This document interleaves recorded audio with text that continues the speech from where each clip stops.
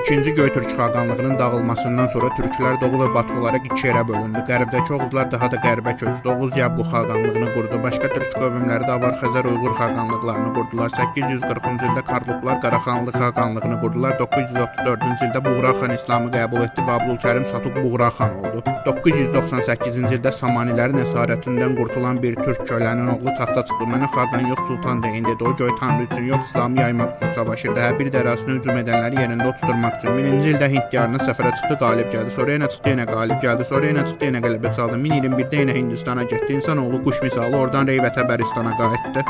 1025-ci ildə Sində hücum elədi. Ürəyi soymadı, eyni ildə Gücəratı işğal elədi. Keçilməz Tar səhrasını keçdi. Hinduların ən vacib məbədlərindən biri, bəlkə də birincisi olan Somnatı dağıtdı. Xəzinələrini Qəzniyə daşıdı. Bəs eləmədi, sonrakı ilçatlar üzərinə hücum elədi, məğlub elədi.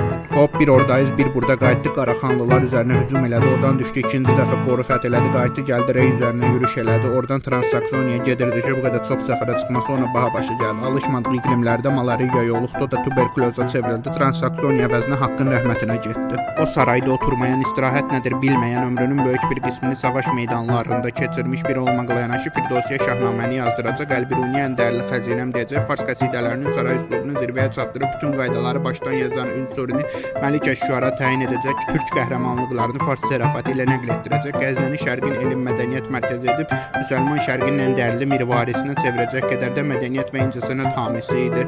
17-ci Hindistan üzərinə olmaqla 25 böyük səfərə çıxıb məğlubiyyət nədir bilməyən bu türk aslanı öləndə arxasında özündən sonraki bütün türk imperiyalarına təsir edəcək qədər böyük bir miras buraxdı. Nizamüddin, Nəsir Əl-Haq, Əbülqasım, Seyfüddövlə, Vəli Əmir Əl-Müminin, Kafüddövlə, Vəli İslam, Yəminüddövlə və Əminülmillah, Batal Əl-İslami, Fatih Əl-Hid, Mühətəm Əl-Əsnam, Mahmud ibn Sabuq Teci.